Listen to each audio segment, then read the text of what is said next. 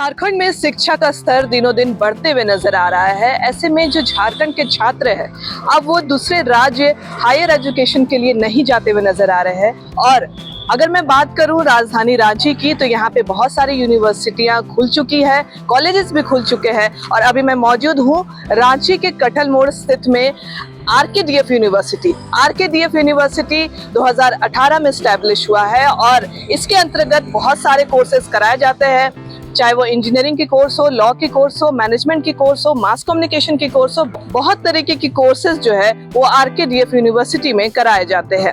फिलहाल अभी हमारे साथ मौजूद है आरकेडीएफ यूनिवर्सिटी के रजिस्ट्रार अमित कुमार पांडे जी।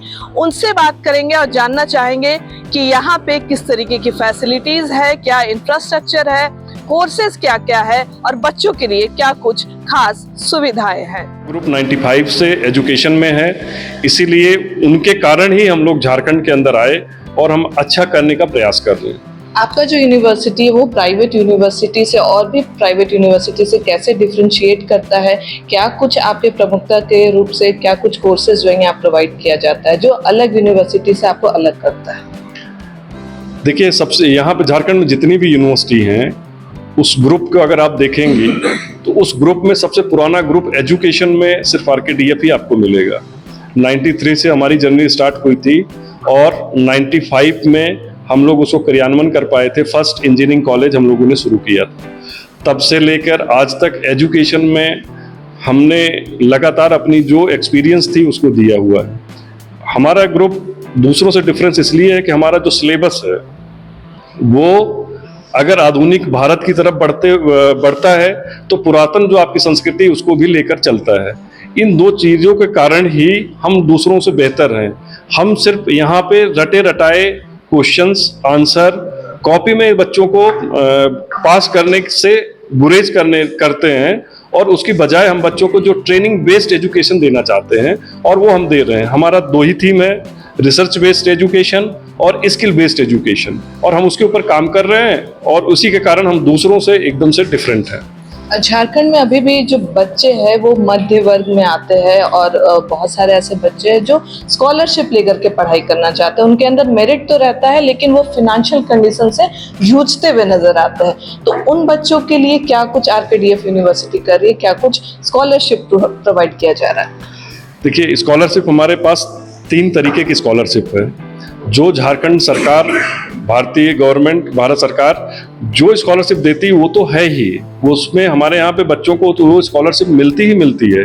इसके अलावा अगर बच्चा मेरिट में है, अच्छे से पढ़ता है और उसकी ख्वाहिश है, सिर्फ पैसों के कारण उसकी एजुकेशन रुकी हुई है तो ऐसा शायद संभव नहीं होगा। क्योंकि हमारे यहाँ पे उन्हीं चांसलर के कारण, जिनके कारण हमने यहाँ पे यूनिवर्सिटी खोली, उनके ही नाम से हम लोग चांसलर स्कॉलरशिप एक हमारा चलता है ड्राइव, उसमें बच्चा जाकर अप्लाई कर सकता है और उसकी सारे शुल्क हो सकते हैं कि एक भी पैसा शुल्क ना लगे और यहाँ से वो पढ़ के अच्छी जगह प्लेसमेंट ले सकता है, अच्छी जगह साइंटिस्ट बन सकता है, अपना भविष्य उज्जवल देख सकता है।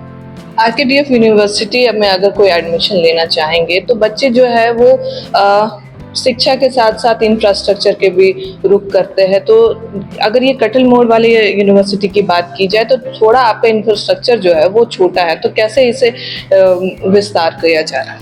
देखिए मैम, 2019 में हम लोग यहाँ पर आए थे। झारखंड में ज़मीन की एक बड़ी समस्या है। उसके बाद कोरोना था। कोरोना में हर कुछ सारी गतिविधियाँ रुक चुकी थी। उसके बावजूद भी हम लोगों ने टाटा रोड पे नामकुम पलांडू में हमारा अपना 29 एकड़ का एक पूरा कैंपस हमने लिया है। उसकी पूरी बाउंड्री कंप्लीट हो चुकी है। उसमें कुछ हमारे जो लेबोरेटरी वर्क है, जैसे वर्कशॉप वगैरह है, वो सब हमने वहाँ पे बनाया हुआ है। वहाँ पे कंस्ट्रक्शन चल रहा है। 1 साल के बाद हम लोग वहाँ शायद हो सकता है शिफ्ट भी हो जाएंगे। लेकिन यहाँ पर भी जो हमारा इंफ्रास्ट्रक्चर है उसमें बच्चे को बहुत संपूर्णता मिलती है। हम उसी कोर्स का संचालन कर रहे हैं जिसमें हम संपूर्ण चीज़ें उनको प्रोवाइड कर सकें, चाहे वो खेल कूद भी हो, चाहे वो लेबोरेटरीज हों और चाहे वो क्लासेस हों। ये सारी चीज़ें कर रहे हैं। इसके अलावा हमारे पास बहुत सारी इंडस्ट्रीज हैं जिनके साथ टाई अप है, तो वहाँ पे भी बच्चों को हम लोग भेज के एक ट्रेनिंग प्रोग्राम करवाते हैं ताकि वो बच्चे फर्स्ट टाइम अगर कहीं जाएँ जॉब करने के लिए तो उनको ये महसूस ना हो कि हम इंडस्ट्री में आए अब हम क्या करें, हमको समझ ही नहीं है। दूसरे इंस्टीट्यूट्स जो हैं मैम, वो फर्स्ट टाइम बच्चों को प्लेसमेंट करते हैं फाइनल ईयर में, करने के बाद वहां भेज देते हैं, बच्चे को पता नहीं होता, 1 साल तक उनको ये समझने में लग जाता है कि हम क्या काम करें। तब तक आरकेडीएफ के बच्चे जो रहते हैं वो उन 1 सालों में बहुत अलग अलग पोजीशंस को ग्रैब कर चुके होते हैं। तो जो ये सारे जो हमारे पार्टनर्स हैं, सहयोगी हैं, वो सारा चीज़ कर सकते हैं। इसके अलावा हमारे पास 8 और यूनिवर्सिटी हैं जो देश के अलग अलग प्रदेश में हैं। हमारे पास 154 कॉलेजेज हैं। अगर ऐसा कहीं कुछ लगेगा कि बच्चों को हमारे पास कम है तो हम उनके पास वहाँ उस जगह पे भी भेज के उनके सारे ट्रेनिंग्स करवा सकते हैं, प्रोग्राम ऑर्गेनाइज करवा सकते हैं। तो उनको इंफ्रास्ट्रक्चर से को लेके डिसअपॉइंट होने की ज़रूरत नहीं है और अच्छी पढ़ाई इस कैंपस में ही उनको मिल सकती है। बहुत बच्चे जो होते हैं वो रेगुलर क्लासेस नहीं अटेंड करना चाहते, बहुत लोग डिस्टेंस लर्निंग की तरफ भी रुख करते हैं, तो उनके लिए क्या कुछ सुविधा है? देखिए, हमारे पास तो डिस्टेंस एजुकेशन अभी यहाँ नहीं है, मध्य प्रदेश में भोपाल में है, बट हम उनको ये फैसिलिटेशन ट्रेनिंग बेस्ड प्रोग्राम के थ्रू हम उनको करवा सकते हैं, उनको करवा देंगे कि भाई वो मिनिमम जो हमारी क्लासेस है, मिनिमम जो नियम है उसको फुलफिल करते हुए वो हमारे उस ट्रेनिंग प्रोग्राम को भी ज्वाइन करें, जिसमें इंडस्ट्रीज में जाके वो ट्रेनिंग कर सकते हैं। उसके थ्रू हम उनका ये कोर्स कंप्लीट करवा सकते हैं। एक आखिरी सवाल रहेगा सर कि जो बच्चे एडमिशन यहाँ लेना चाहते हैं वो क्या कुछ प्रोसेस रहेगा आपका, या फिर आप चयन प्रोसेस जो है बच्चों का क्या कुछ रहेगा? देखिए, 2 तरीके से एडमिशन हमारे यहाँ होते हैं। वो एंट्रेंस एग्जाम के थ्रू भी आ सकते हैं, इसके अलावा और मेरिट बेसिस पे भी हमारे यहाँ पे एडमिशन्स हैं। तो अगर वो चाहें तो मेरिट बेसिस पे अप्लाई कर सकते हैं। अगर उनको लगता है कि हमारे पास नंबर हमारे अच्छे हैं तो डायरेक्ट मेरिट बेसिस पे आ सकते हैं। अदरवाइज हमारी जो एंट्रेंस एग्जामिनेशन है उसके थ्रू आ सकते हैं।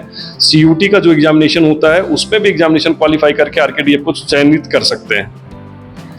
यहाँ पे जितने भी बच्चे आएंगे उनका जो एडमिशन प्रोसेस है उनका जो लास्ट डेट है वो क्या रहेगा? 31 अगस्त हमारी लास्ट डेट है, लेकिन बहुत सारे ऐसे कोर्सेज होते हैं जिसमें सीट बहुत कम होती है। तो अगर वो चाहते हैं कि भाई उनको आरकेडीएफ में ही पढ़ना है तो प्रियोरिटी बेसिस पे वो आकर अपने उन कोर्सेज में अपने एडमिशन्स को शुरू करके या रजिस्टर्ड करके रजिस्ट्रेशन करवा लें, जिससे उनको इस बात से बचा जाए कि लास्ट में एडमिशन कराने से सीट्स हो सकता है उनको उपलब्ध ना हो। शुक्रिया सर हमसे बात करने के लिए। हम बात कर रहे थे आरकेडीएफ यूनिवर्सिटी के रजिस्ट्रार अमित कुमार पांडे जी से। इन्होंने सारी जानकारियां दी कि आप आरकेडीएफ यूनिवर्सिटी में किस तरीके से एडमिशन ले सकते हैं, क्या कुछ प्रोसेस रहेगा, और यहाँ पे हर तरीके का जो कोर्स है वो करवाया जा सकता है। तो आप अगर इच्छुक है, एडमिशन लेना चाहते हैं तो 31 तारीख जो है 31 अगस्त आपका लास्ट एडमिशन डेट है। तो जल्द से आकर के रजिस्टर करें और अपना नामांकन करें। धन्यवाद।